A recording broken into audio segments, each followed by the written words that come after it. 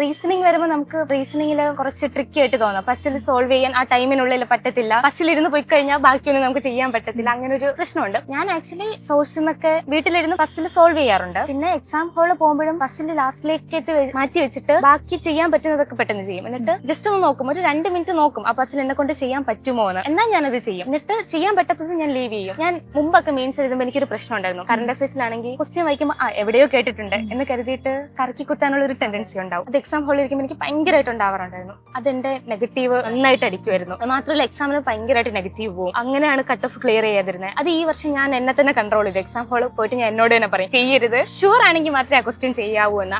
അതുകൊണ്ടാണ് എനിക്ക് cut off clear ചെയ്യാൻ പറ്റിയത്. നമ്മൾ 100% ഷുവർ ആണെങ്കിലേ ഇപ്പം കറണ്ട് അഫയേഴ്സിൽ ഒരു ക്വസ്റ്റ്യൻ ചെയ്യാൻ പാടുള്ളൂ. എവിടെയെങ്കിലും കേട്ടിട്ടുണ്ടെന്ന് അറിഞ്ഞു കഴിഞ്ഞാൽ അങ്ങനെ ചെയ്യാൻ പാടില്ല, അത് നെഗറ്റീവ് അടിച്ചു പോകും. ഈ വർഷം എക്സാമിന് പോയപ്പോഴും ഞാൻ മമ്മിയോട് പറഞ്ഞു, മമ്മി പേടിക്കണ്ട, ഇത് നമ്മുടെ ലാസ്റ്റ് തവണയാണ്, ഇനി നമുക്ക് വരേണ്ടി വരത്തില്ല എന്ന് പറഞ്ഞിട്ട് തന്നെയാ പോയെ.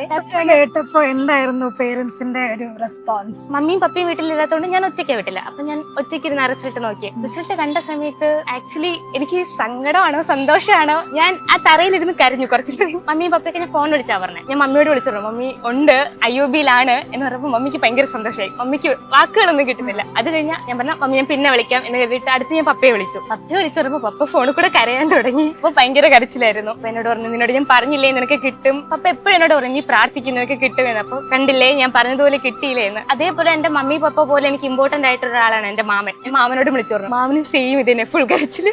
വീട്ടിലെല്ലാരും കരച്ചിലായിരുന്നു. പിന്നെ ഫ്രണ്ട്സിനോട് പറഞ്ഞു. പിന്നെ എനിക്ക് ഡൗട്ടാണ്, അയ്യോ എനിക്കിത് കിട്ടിയത് തന്നെയാണോ, ഞാൻ റിസൾട്ട് കണ്ട് ശരി തന്നെയാണോ എന്ന് കരുതിയിട്ട് ഫ്രണ്ട്സിന് റിസൾട്ട് അയച്ചു കൊടുത്തു. എടാ ഒന്ന് നോക്കിക്കേ, എന്നിട്ടാണ് എനിക്ക് സമാധാനം എനിക്ക് മൊമെന്റ് ആയിരുന്നു.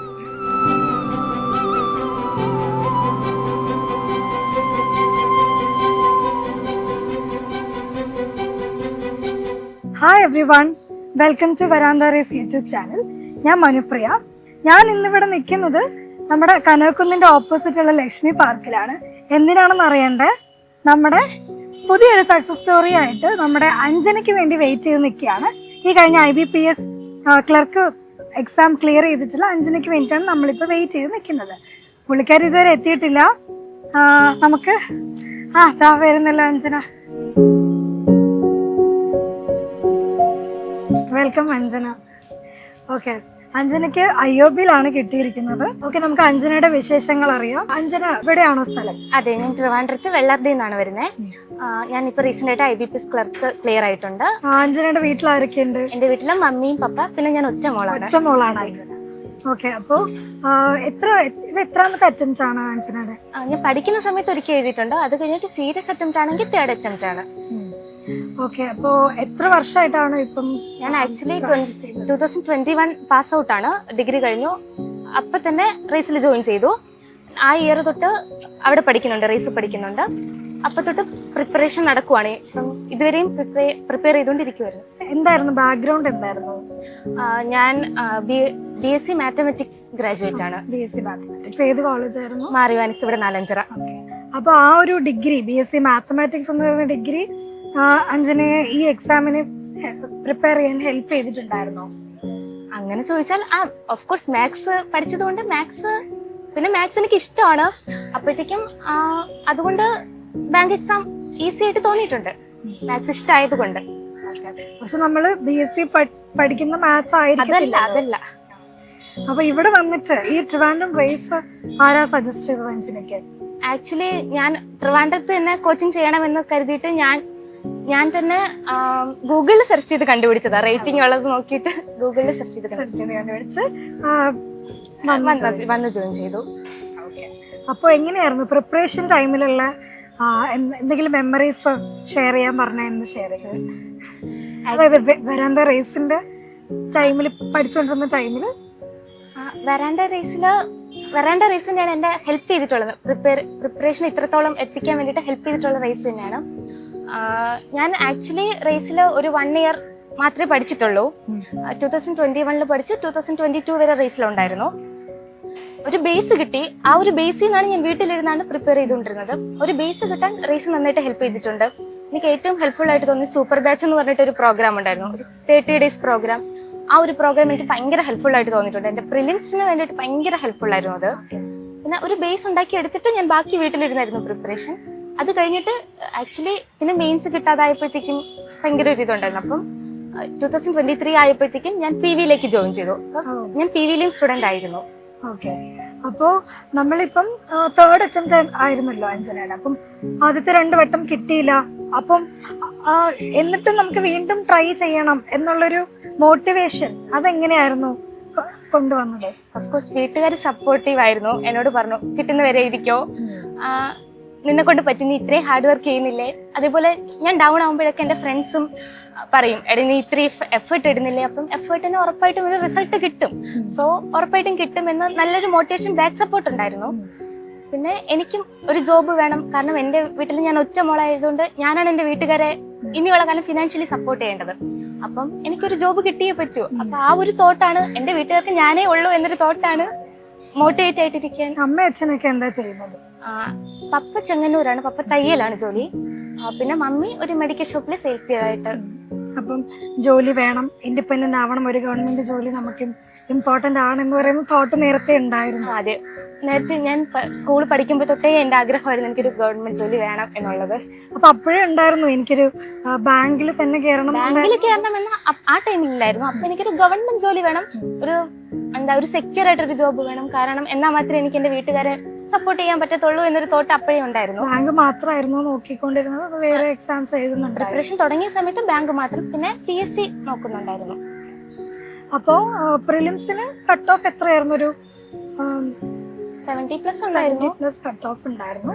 അപ്പോ അത് നമുക്ക് എന്താ ക്വാണ്ട്, റീസണിങ്, ഇംഗ്ലീഷ്. അപ്പൊ ഈ 3 എണ്ണവും എങ്ങനെയായിരുന്നു ഇൻഡിവിജ്വലി എങ്ങനെയാണ് പ്രിപ്പയർ ചെയ്തത്?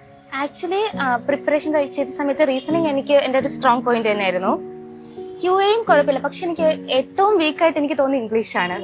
നെഗറ്റീവ് അടിക്കുന്നതായാൽ പോലും നന്നായിട്ട് നെഗറ്റീവ് അടിക്കുന്ന ഇംഗ്ലീഷാണ്. അപ്പം ഇംഗ്ലീഷ് എനിക്ക് കുറച്ച് ബുദ്ധിമുട്ടായിരുന്നു. പിന്നെ ഞാൻ ആക്ച്വലി കുറച്ച് മടിയുള്ള കൂട്ടത്തിലാണ് വായിക്കാനൊക്കെ, ന്യൂസ് പേപ്പർ വായിക്കത്തില്ല. സോ ഇംഗ്ലീഷ് എനിക്ക് ബാലികല പോലെ തന്നെ ആയിരുന്നു. അറിയാം, പക്ഷെ എക്സാം പോയിന്റിൽ വരുമ്പോഴത്തേക്ക് നമുക്കൊരു ബുദ്ധിമുട്ടായിരിക്കും. പക്ഷെ PV പോയ സമയത്ത് റെഗുലർ ആയിട്ട് ക്ലാസ്സസ് കാണാൻ തുടങ്ങി. ഞാൻ ഇംഗ്ലീഷിന് വേണ്ടി എഫേർട്ട് ഇടാൻ തുടങ്ങിയതൊക്കെ PV പോയതിന് ശേഷമാണ്. അങ്ങനെയാണ്.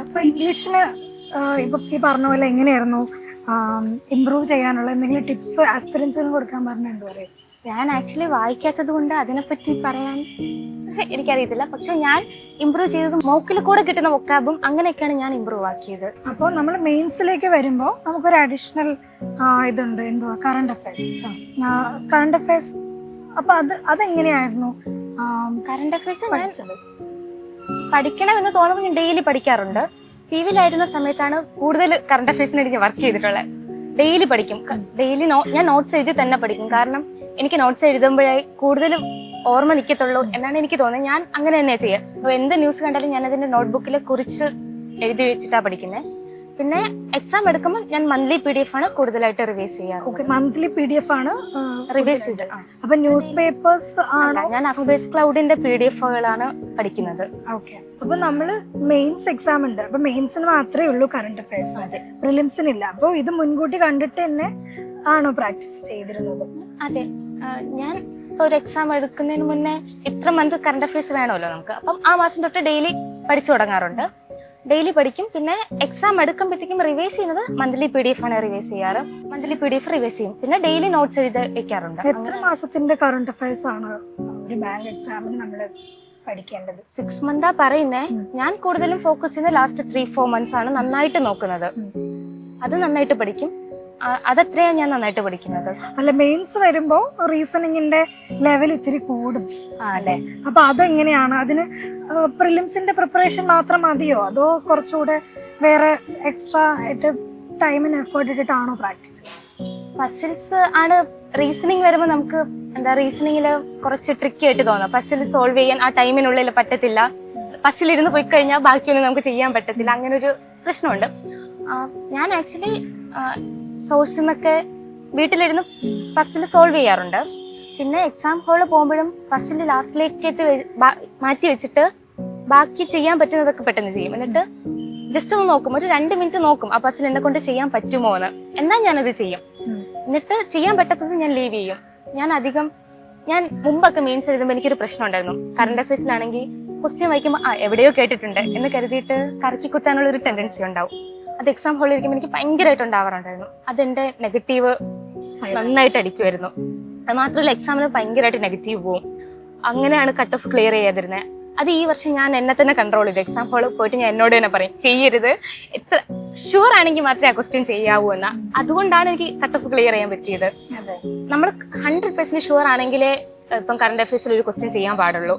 എവിടെയെങ്കിലും കേട്ടിട്ടുണ്ടെന്ന് അറിഞ്ഞു കഴിഞ്ഞാൽ അങ്ങനെ ചെയ്യാൻ പാടില്ല, അത് നെഗറ്റീവ് അടിച്ചു പോകും. കറണ്ട് അഫയേഴ്സും ഇംഗ്ലീഷ് ആയാലും നമ്മൾ എന്താ അറിയാന്നുള്ളത് മാത്രമേ ചെയ്യാവൂ. ഓക്കെ. പിന്നെ എക്സാം ഹാളിൽ പോയപ്പോ ഒരു എന്താണ്, ഇപ്പം 3rd ടൈമാണ് അഞ്ജന ഇപ്പം എക്സാം എഴുതാൻ പോകുന്നത്. അപ്പൊ ആ ഒരു എക്സ്പീരിയൻസ് എന്തായിരുന്നു? ഞാൻ തമിഴ്നാടാണ് ക്ലിയർ ചെയ്തത്. അപ്പം മെയിൻസ് എനിക്ക് തിരുനെൽവേലി വെച്ചിട്ടാ. അപ്പം എന്റെ വീട് വെള്ളറുടെ ആയതുകൊണ്ട് തന്നെ ഞങ്ങള് വെളുപ്പിനെ, ഞാനും മമ്മിയും മാത്രമേ ഉള്ളൂ വീട്ടില്. അപ്പൊ ഞങ്ങള് വെളുപ്പിനെ 2:30 വീട്ടിൽ നിന്ന് ഇറങ്ങിയിട്ടാ പോകുന്നത്. അതൊക്കെ കുറച്ച് ഒരു ടഫായിട്ടുള്ള ഒരു കാര്യമായിരുന്നു. കാരണം കൂടെ ആരും ഇല്ല. വെളുപ്പിനെ 2:30 ഞങ്ങള് വണ്ടി കൊണ്ട് പാറശാല വെച്ചിട്ടാ പോകുന്നത്. അപ്പം മമ്മിക്ക് ഇങ്ങനെ പേടിയോ ഒറ്റയ്ക്ക് പോകുന്നതൊക്കെ. ഞങ്ങൾ 2 പെണ്ണുങ്ങൾ ഒറ്റയ്ക്ക് ഇത്രയും വെളുപ്പിനെ പോകുന്നത്.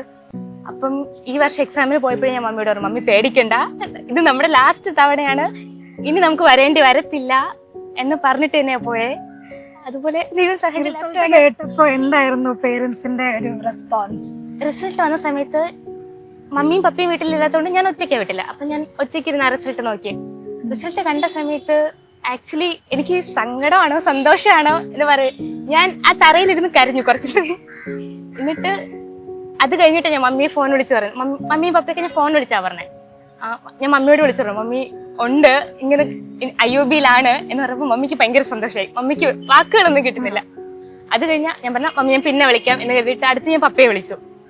പപ്പയെ വിളിച്ചു പറയുമ്പോ പപ്പ ഫോണിൽ കൂടെ കരയാൻ തുടങ്ങി. അപ്പൊ ഭയങ്കര കരച്ചിലായിരുന്നു. അപ്പൊ എന്നോട് പറഞ്ഞു, നിന്നോട് ഞാൻ പറഞ്ഞില്ലേ നിനക്ക് കിട്ടും. പപ്പ എപ്പോഴും എന്നോട് പറഞ്ഞു, നീ പ്രാർത്ഥിക്കുന്നതൊക്കെ കിട്ടുമെന്ന്. അപ്പൊ പറഞ്ഞു, കണ്ടില്ലേ ഞാൻ പറഞ്ഞതുപോലെ കിട്ടിയില്ലേ എന്ന്. അത് കഴിഞ്ഞിട്ട് ഞാൻ അതേപോലെ എന്റെ മമ്മി പപ്പ പോലെ എനിക്ക് ഇമ്പോർട്ടന്റ് ആയിട്ടുള്ള ഒരാളാണ് എന്റെ മാമൻ. ഞാൻ മാമനോട് വിളിച്ചു പറഞ്ഞു, മാമനും സെയിം ഇതിനെ ഫുൾ കരച്ചില്. വീട്ടിലെല്ലാരും കരച്ചിലായിരുന്നു. പിന്നെ എല്ലാരും വിളിച്ചു പറഞ്ഞിട്ട് ഫ്രണ്ട്സിനോട് പറഞ്ഞു. പിന്നെ എനിക്ക് ഡൗട്ടാണ്, അയ്യോ എനിക്കിത് കിട്ടിയത് തന്നെയാണോ, ഞാൻ റിസൾട്ട് കണ്ട് ശരി തന്നെയാണോ എന്ന് കരുതിയിട്ട് ഫ്രണ്ട്സിന് റിസൾട്ട് അയച്ചു കൊടുത്തു. എടാ ഒന്ന് നോക്കിക്കേ, എന്നിട്ടാണ് എനിക്ക് സമാധാനമായി. ഓക്കെ. അപ്പൊ അഞ്ജനയുടെ എങ്ങനെയാണ് റിവൈസ് ചെയ്തിരുന്നത്? നമ്മളൊരു ഗവൺമെന്റ് എക്സാം പ്രിപ്പയർ ചെയ്യുന്ന ഒരു ലോങ് ടേം ജേർണിയാണ്. അപ്പൊ നമ്മൾ ആദ്യം പഠിച്ചൊന്നും പിന്നീട് ഓർക്കണം എന്നില്ല. അപ്പൊ ആ ഒരു റിവിഷൻ സ്ട്രാറ്റജി എങ്ങനെയാണ്? ഇപ്പം ബാങ്ക് എക്സാമിന് മാത്സും റീസണിങ്ങും ആയതുകൊണ്ട് തന്നെ നമുക്ക് ഒരു ഇതുണ്ടെങ്കിൽ നമുക്കത് പിന്നെ സിലബസ് റിവൈസ് ചെയ്യേണ്ട കാര്യമില്ല. ഓഫ്കോഴ്സ് മോക്ക് ചെയ്ത് സ്പീഡ് കൂട്ടാന്നുള്ളത് മാത്രമേ ഉള്ളൂ എന്നാണ് ഞാൻ മനസ്സിലാക്കിയത്. പിന്നെ റിവൈസ് ചെയ്യാന്നുള്ളത് ഇംഗ്ലീഷ് ഗ്രാമർ നമ്മൾ മറന്നുപോകും. അത് ആക്ച്വലി റിവൈസ് ചെയ്യണം, ഇല്ലെങ്കിൽ ആ ഒരു ഗ്രാമറിന്റെ അതൊക്കെ നമ്മൾ മറന്നുപോകും. മോക്ക് ചെയ്യുക എന്നുള്ളത് തന്നെയാണ് ബാങ്ക് എക്സാമിന് ഏറ്റവും കൂടുതൽ ഇമ്പോർട്ടന്റ്. നമുക്ക് എത്രത്തോളം മോക്ക് ചെയ്യാൻ പറ്റുമോ, ആ മോക്ക് റിവ്യൂ ചെയ്യാൻ പറ്റുമോ എന്നുള്ളത് തന്നെയാണ് ഇമ്പോർട്ടന്റ്. മോക്കാണ് നമ്മൾ കൂടുതലായിട്ടും ചെയ്തിട്ടുള്ളത്. അപ്പൊ എങ്ങനെയാ ലാബ് ഫെസിലിറ്റീസ് യൂസ് ചെയ്യാറ്? റേസിലായിരുന്ന സമയത്ത് പഠിപ്പിക്കുമ്പോൾ മെന്റേഴ്സ് കൊണ്ടുപോയി അങ്ങനെ മാത്രമേ ചെയ്തിട്ടുള്ളൂ. പക്ഷെ PV-യിലായിരുന്ന സമയത്താണ് കൂടുതലായിട്ട് ലാബ് യൂസ് ചെയ്യുന്നത്. കാരണം ഞാൻ അവിടെ 4 month ബാച്ച് ആയിരുന്നു. അപ്പൊ എനിക്കൊരു ഉച്ചയ്ക്ക് ശേഷം കുറച്ച് സമയം മാത്രമേ ക്ലാസ് ഉള്ളൂ. അത് കഴിഞ്ഞ് ഞാൻ ഫുൾ ടൈം ലാബിൽ തന്നെയാണ്. ഞാൻ രാവിലെ ഉറക്കണീറ്റ് ഫ്രഷ് അപ്പ് ചെയ്തിട്ട് പിന്നെ ഫ്രീ സമയം ഉണ്ടെങ്കിൽ ഞാൻ മൊത്തം ലാബിൽ തന്നെ ആയിരിക്കും. ടൈം കിട്ടുമ്പോഴൊക്കെ ഞാൻ ലാബിൽ തന്നെ ആയിരിക്കും. ലാബിൽ ഇരുന്നുള്ള പഠിത്തമായിരുന്നു. PV-യിലായിരുന്ന സമയത്ത് പഠിക്കാതിരിക്കാൻ പറ്റത്തില്ല. കാരണം ലാബിൽ എല്ലാവരും ഇരുന്ന് പഠിക്കുന്നുണ്ട്. അപ്പൊ നമ്മൾ ഉഴപ്പിക്കഴിഞ്ഞാൽ നമ്മുടെ മൈൻഡിൽ ഒരു ഇതുണ്ടാവും, നമ്മുടെ കൂടെ കോമ്പീറ്റ് ചെയ്യുന്ന എല്ലാവരും പഠിക്കുന്നുണ്ട്, അപ്പൊ നമ്മളിങ്ങനെ ഇരുന്നാൽ പോരാ എന്നൊരു തോട്ട് അവിടെ ഇരുന്നപ്പോൾ ഉണ്ടായിരുന്നു. അവിടെ ഇരുന്നപ്പം ലാബ് കൂടുതലായിട്ട് യൂസ് ചെയ്യും. പിന്നെ വീട്ടിലായിരിക്കുമ്പോൾ എനിക്ക് ആക്ച്വലി ലാപ്ടോപ്പ് ഇല്ല. അപ്പൊ ഞാൻ ഫുൾ ഫോണിൽ തന്നെയാണ് പഠിക്കുന്നത്. വീഡിയോസ് കാണുന്നതായാലും നോക്കുന്നതായാലും മൊത്തം ഫോണിൽ തന്നെയായിരുന്നു. അപ്പോൾ നമ്മുടെ റേസിന്റെ ലാബ് ഫെസിലിറ്റീസ് ഒക്കെ ഒരുപാട് ഹെൽപ്പ് ചെയ്തിട്ടുണ്ട്. അതെ, കൂടുതലായിട്ട് ഇപ്പൊ നമ്മൾ ഫേസ് ചെയ്യുന്ന യൂത്ത് ഫേസ് ചെയ്യുന്ന പ്രോബ്ലം ആണ് നമ്മൾ സോഷ്യൽ മീഡിയ അഡിക്ഷൻ. അപ്പോൾ ഈ ഇൻസ്റ്റാഗ്രാം റീൽസ്, യൂട്യൂബ് ഷോർട്സ് ഒക്കെ, അപ്പൊ അത് എങ്ങനെയാണ് ഹാൻഡിൽ ചെയ്ത് കാണുമായിരുന്നു? അതായത് എങ്ങനെ അഡിക്ഷൻ ഉണ്ടായിരുന്ന ഒരാളാണോ, അതോ ഈ എക്സാം പ്രിപ്പറേഷൻ ടൈമിൽ ആ അഡിക്ഷൻ ഒക്കെ എങ്ങനെയാണ് കൺട്രോൾ ചെയ്തിരുന്നത്? ആക്ച്വലി ഇൻസ്റ്റാ റീൽസാണ് ഞാൻ കൂടുതൽ അഡിക്റ്റ്. ഞാൻ ഇൻസ്റ്റ ചില സമയം ഡീആക്ടിവേറ്റ് ചെയ്ത് കളയും ഓവർ ആകുമ്പോഴത്തേക്കും. പിന്നെ യൂട്യൂബില് ഞാൻ ആക്ച്വലി കൊറിയൻ ഡ്രാമ അഡിക്റ്റ് ആയിരുന്നു. അപ്പൊ യൂട്യൂബ് ഞാൻ ഡിസേബിൾ ചെയ്തിടും. പഠിക്കുന്ന സമയത്ത് മാത്രം എടുത്തിട്ട് അല്ലാത്ത സമയം ഞാൻ യൂട്യൂബ് ഡിസേബിൾ ചെയ്തിടും. കാരണം നോട്ടിഫിക്കേഷൻ വന്നു കഴിഞ്ഞാൽ ഞാൻ ഫോൺ വെച്ച് പഠിക്കുന്നത് കൊണ്ട് തന്നെ അങ്ങോട്ട് പോകാനുള്ള ഒരു ടെൻഡൻസി ഉണ്ടാവും. അപ്പോഴത്തേക്കും ഞാൻ ഡിസേബിൾ ചെയ്തങ്ങിടും, നോട്ടിഫിക്കേഷൻ ഒന്നും വരാത്ത രീതിക്ക്. എല്ലാം ഒരു ലിമിറ്റിൽ മാത്രം. ഓക്കെ. അപ്പോ ഇനി അഞ്ജനയ്ക്ക് ഇനി ഫ്യൂച്ചർ ആസ്പിരൻസിനോട് എന്തെങ്കിലും ടിപ്പ് പറയാനുണ്ടെങ്കിൽ എന്താ പറയാ? ഞാൻ ആക്ച്വലി ഉഴപ്പി പഠിച്ച ഒരാളാണ്. ഒട്ടും പഠിച്ചിട്ടില്ല, നല്ല പഠിച്ചിട്ടുണ്ട്. എക്സാം വരുമ്പോൾ നന്നായിട്ട് വർക്ക് ചെയ്തിട്ടുണ്ട്. പക്ഷെ ചില സമയം ഉഴപ്പാറുമുണ്ട്. അപ്പം എനിക്ക് കിട്ടിയെങ്കിൽ ഉറപ്പായിട്ടും വർക്ക് ചെയ്തിട്ടുണ്ടെങ്കിൽ അതിനൊരു റിസൾട്ട് ഉറപ്പായിട്ട് കിട്ടും. നമ്മളൊരു ചെറുതായിട്ടെങ്കിലും ഒരു എഫേർട്ട് ഇട്ടിട്ടുണ്ടെങ്കിൽ അതിനൊരു റിസൾട്ട് ഉണ്ടാവും. നമ്മൾ മോട്ടിവേറ്റഡ് ആയിട്ടിരിക്കുക. ഒരിക്കലും എന്നെ കൊണ്ട് ഇത് പറ്റത്തില്ല എന്ന് പറഞ്ഞ് സങ്കടപ്പെട്ടിരുന്നു കഴിഞ്ഞാൽ അതിന് മാത്രമേ ടൈം ഉണ്ടാവും. അങ്ങനെ ഉണ്ടാവരുത്. നമ്മൾ ഒരു സെൽഫ് മോട്ടിവേഷൻ എപ്പോഴും ഉണ്ടായിരിക്കണം. പ്രിപ്പറേഷൻ ചെയ്യണമെങ്കിൽ ഓഫ്കോഴ്സ് എല്ലാവരുടെയും ചോദ്യമൊക്കെ ഫേസ് ചെയ്യേണ്ടി വരും. ജോലിയായില്ലേ എന്നൊക്കെ ഉള്ള ചോദ്യങ്ങൾ ഫേസ് ചെയ്യേണ്ടി വരും. അതിനെ കുറിച്ച് ചോദിക്കുമ്പോഴാണ് ഇപ്പൊ നമ്മള് ഒരു വെഡിങ് ഫംഗ്ഷൻ അല്ലെങ്കിൽ ബന്ധുക്കളെ വീട്ടിൽ വരുമ്പോൾ കോമൺ ആയിട്ട് ഫേസ് ചെയ്യുന്ന ക്വസ്റ്റ്യൻ ജോലിയൊന്നും ആയില്ലേ മോളെ. അപ്പൊ അങ്ങനത്തെ ക്വസ്റ്റ്യൻ ഒക്കെ എങ്ങനെയാണ് അഞ്ജന ഫേസ് ചെയ്തത്? ആക്ച്വലി ചോദ്യങ്ങൾ ഉണ്ടായിട്ടുണ്ട്. എപ്പോഴും എന്നോട് ചോദിക്കും ജോലി ആയില്ലേ.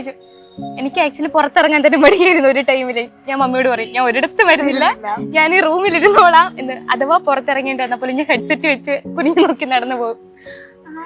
പക്ഷെ ഞാൻ പറയും എന്നിട്ട് ഇല്ല കിട്ടും, എക്സാം എഴുതിയിട്ടുണ്ട്, എന്തെങ്കിലുമൊക്കെ കിട്ടുമായിരിക്കും എന്ന്. അപ്പോ അപ്പോയിന്റ്മെന്റ് കോൾ ലെറ്റർ വന്നിട്ടില്ല. ഏപ്രിൽ 1 റിസൾട്ട് വന്നേ. ഇതുവരെ ഡിവിയുടെ ഡേറ്റ് വന്നിട്ടില്ല.